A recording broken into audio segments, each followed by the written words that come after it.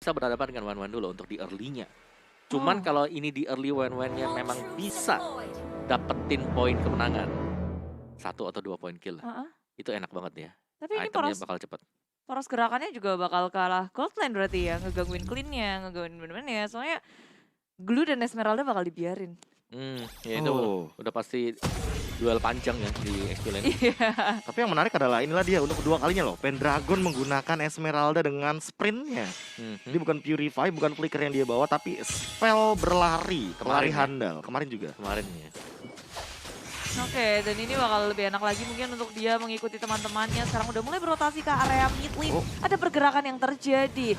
Dan dari Pendragon udah muncul di area tengah. Ando disiksa-siksa. Udah tinggal 1 bar HP aja nih. Kalau misalkan early kayak gini sih emang kayaknya wajar aja sih. Apalagi dari Eve-nya sendiri ke Laukun. Dia juga pinter banget untuk mainin poke damage-nya. Tentu dari segi range, Lilia bakal kesulitan sebelum adanya level 4. Sebelum adanya yang namanya Black Shoes. Tapi Watt juga harus menerima kenyataan kalau seandainya Cakim bakal dibabysit banget sama LJ di sini untuk dari early stage-nya. Ya, akan menjadi satu mungkin yang bisa jadi fokus dari tim EVOS adalah Awad. Dia nggak terlalu licin seperti yang lain, durability juga nggak tinggi. Dan mereka punya kesempatan yang besar kalau mau nge-press Awadnya. Dan itu terjadi. Tapi KPS nggak tinggal diam, mereka maju. Dengan Fredo Cute, dia nge-charge ke arah Cakim. Dipukul mundur, maksimum charge nggak connect. Tapi Ray bisa memberikan energy transformation ke area samping. Mengusir mundur pemain dari EVOS. 3 lawan 2, EVOS memilih untuk mundur. Ini kayaknya emang gak mau ngambil resiko dan bahkan sedekat itu pun masih ada sedikit miss Ray. Nice try, masih awal-awal game mungkin masih belum panas ya dari aim-nya juga. Hero. Masih ada ya stikernya Masih tapi ada. ya. Stikernya masih ada kalau stikernya. Oh, dan inilah dia dari area mid lane-nya udah mulai terjadi kericuhan dari tim GPX. Rotasi terus-terusan. Mereka pun harus berotasi karena Turtle berada di area bawah, bukan di area atas. Tapi dari level ya, kali ini kita bisa melihat Tasdidi dia udah level 5. Apakah akan melakukan kontes? Karena dari segi retribution seperti yang udah diberikan informasi dari Abang Kumis kita Rinasmi. Untuk dari Tasdidinya, dia tidak memiliki 1 retribution lagi. Ini match tenang banget loh. Hampir gak ada gangguan yang berlebihan. Ombaknya juga masih datar-datar aja. Karena semua main objektif. Ada Kimi, kita tahu Kiminya butuh item juga. Jadi di GPX-nya ya udah mereka santai. Dari EVOS-nya sama. Cakim juga memang butuh item. Ngapain harus terlalu agresif sekarang? Ya sih kayaknya nggak perlu terlalu terburu-buru juga sih. Entah dari EVOS Icon tuh dari kemarin selalu pinter loh untuk main tarik ulur loh. Jadi makanya kita mungkin akan melihat permainan yang lumayan pasif. Tapi Ando di area depan sendirian memberikan efek slow yang sangat amat luar biasa. Black Shoes digunakan, trigger dan bahkan ada satu masih charge. Connect ke depan sana Tasdidi masih mampu untuk bertahan. Aulus Racing back for safety. Masih belum terlalu banyak pergerakan yang cukup agresif, tapi LJ juga udah mulai ketahuan dari segi rotasinya. Dan Fredo dia dapetin level 4 karena mereka unggul dari segi turtle-nya nih Budi Master. Ya, ngedapetin Turtle dari segi network mulai mengejar, tapi Impulse cepet banget dari segi farmingannya. Dan Rinasmi di area bottom lane bersama dengan Pendragon yang agak sedikit tertinggal level di area bawah. Emang Glue rada ribet yang ngelawan Esmeralda. Iya, jadi sama-sama kuat sih sebenarnya itu. Stalemate lah untuk di bottom lane, kecuali nanti ada yang nge-backup ke bawah buat bokong Blue-nya. Ya, tapi circling itu udah dibuka. Sementara Fredo Cute, dia ngehentiin semuanya. Dengan adanya Dominant Blast, jadi dari tim EVOS pun gak akan mau untuk masuk ke dalam peperangan. Wow, ada yang Fury dikeluarkan di area tengah. Tasdidi, dia kabur aja karena teman-temannya terlalu lama gak bisa untuk saling membackup satu sama lain. Ada peperangan yang gak bisa dilanjutkan. Ray nyaris saja tumbang, tapi Pendragon menuju ke area samping, ke area belakang. Rinasmi pun langsung ke depan dengan grab-grabnya. Rinasmi memilih untuk mundur, posisi yang tidak baik, tapi dikeluarkan lagi. Void Crystal, semuanya di pop up, tapi belum ada korban jiwa di area mid lane. Wow, belum ada first blood sama sekali dan bahkan ini banyak banget ya hal yang terjadi. Kayak misalnya kita melihat Tasdidi, dia dari tadi dia tuh individualis farmer banget. Dia tahu kalau sebenarnya power dari Aulus itu baru muncul di menit atau bahkan di level yang ke-12. Tapi sekarang dia melepaskan banyak hal. Dia melepaskan turtle, dia melepaskan objektif. Dan bahkan dari segi poking damage, Ando pun tidak berani untuk mengambil resiko yang terlalu besar. Karena balik lagi sih, untuk kali ini GPX juga masih mau bermain dengan aman. Mereka nggak mau ketinggalan dari segi farming juga. Dominan berhasil setup, tapi Tasdi mendapatkan dengan satu retribusinya. Sitting Eagle digunakan dan bahkan ke arah belakang sana. Ada yang Fury-nya masih benar-benar menghentikan pergerakan dari seorang Ando. Ando tertinggal. Mungkin akan terjadi first blood di sini, tapi masih ada flicker ke arah depan. Dan Pendragon berdansa lagi ke arah belakang, mencoba untuk bertahan lebih lama lagi. LJ ternyata terjebak, terkena immobilize. Masih ada split. Grab mencoba untuk mendapatkan seorang LJ, tapi LJ masih nggak mau ditangkap. Masih menggunakan flickernya, dan kali ini Rinasmi tidak mendapatkan korban jiwa sama sekali. Lagi dan lagi. Keduanya berhasil untuk menarik ulur. Mereka menghitung damage dengan sangat baik. Tapi pada akhirnya akan terjadi sesuatu di area tengah. Turret udah hilang, sementara Tasdi masih bisa kabur dari pengejaran Rinasmi. Slam dikeluarkan, mencoba untuk mengejar satu Cloudcon yang akhirnya ditumbangkan oleh Rinasmi. First blood di menit kelima. Dominan udah setup, langsung ada Cycling Eagle, tapi ternyata belum connect sama sekali, dibalaskan begitu saja dari segi turret yang belum ternyata. Kali ini EVOS Icon masih belum mau kehilangan dari segi turretnya Ando. Dalam ancaman tentunya Black Shoes-nya sudah digunakan, tapi masih ada crossbow off tank. Mencoba untuk bertahan, tapi damage-nya tidak cukup. Cakim harus dipaksa untuk mundur dengan satu quick draw. Tembakan peringatan daripada seorang super awat Supriyadi. Prit. Dan walaupun dari segi point kill kayak ya ampun satu nih. Tapi tengok dari turretnya. Kropos milik GPX tengahnya udah hilang, baunya udah hilang. Otomatis pergerakan dari EVOS makin semakin bebas lagi. Tengok udah gak ada turret di area tengah. Mereka masuk ke area buff dengan terbuka. Pendragon membuka langsung dengan Falling Star Moon. Gak ada follow up, gak ada backupan juga dari teman-teman tim EVOS. Hanya Tas yang dapat. Tas ya? Ya, tas Iya. dengan retrinya. Makanya tadi ada dua bunyi retribution. Makanya. Aku nyari dari tadi, di rumput ternyata. Sneaky Picky dari Tasdi, dan dia udah hampir level 12 kali nomor. Nah, ini bakal mengerikan untuk Aulus ya dengan power spike-nya di level yang ke-12, join team fight bersama dengan teman-teman yang lain juga. Dan bahkan first itemnya ini Windtalker, second itemnya langsung ke War Axe. Ini 2 item di bawah menit yang ke-7, sangat cepat sekali, dan ini akan menjadi turtle tanpa kontes juga, karena lihat Harusnya. seberapa cepat dia dapetin turtle itu. Sangat cepat sekali. Bahkan ini kalau di kontes pun bakal menjadi sebuah malapetaka ya. Ya. Ada Undying Fury, ada Reward Manipulation, jadi area of effect-nya besar banget. Dan Fredo, dia dalam ancaman karena crossbow of tank-nya bakal kebuka. Tapi ternyata masih ada Guardian Bulwark menyelamatkan nyawa dari Fredo Kitty. Kali ini tidak akan ada damage sama sekali dari Cakim. Sementara Pendragon hanya berdansa parkir di depan serang untuk masuk FYP. Mendapatkan satu momentum saja, membersihkan clear wave minion di mid lane normal. Yes, dan ini duel panjang banget sih. Radian untuk Pendragon, dia lebih ke arah defense karena butuh nanti ya di late game-nya dia akan menyerap semua damage dari GPX sendiri. Dan ini Cakim semakin lama dibiarkan, EVOS akan menurutku mereka akan lebih nyaman untuk game yang pertama.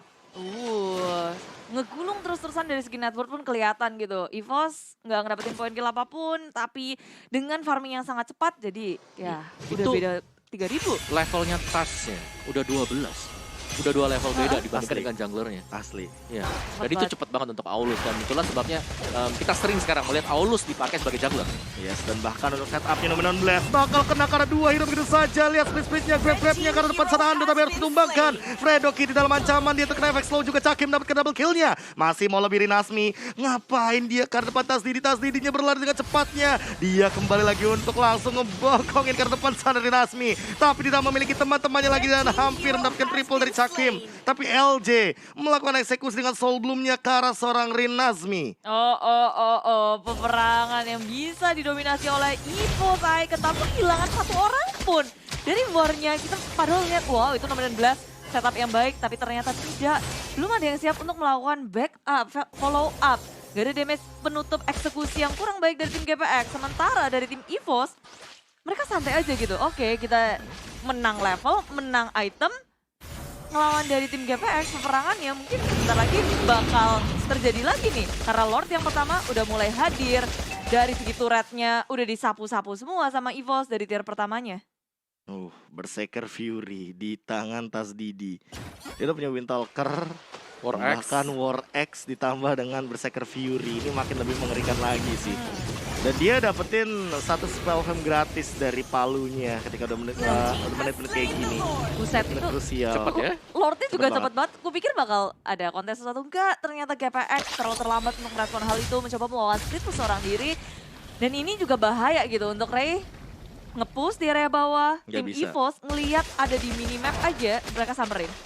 Dan ini mau nggak mau ya, invade jungle pun mungkin akan dilakukan. Lihat Undying Fury langsung dan bahkan memaksa Ray-nya menggunakan satu retribution kali ini. Mau tidak mau ya, agar nantinya ketika di fight besar, tidak ada yang terkena retribution, tidak ada yang terkena efek slow juga. Pendragon juga ready dengan spell berlarinya, pelari handal kita Pendragon dengan Esmeralda. Hybrid ya.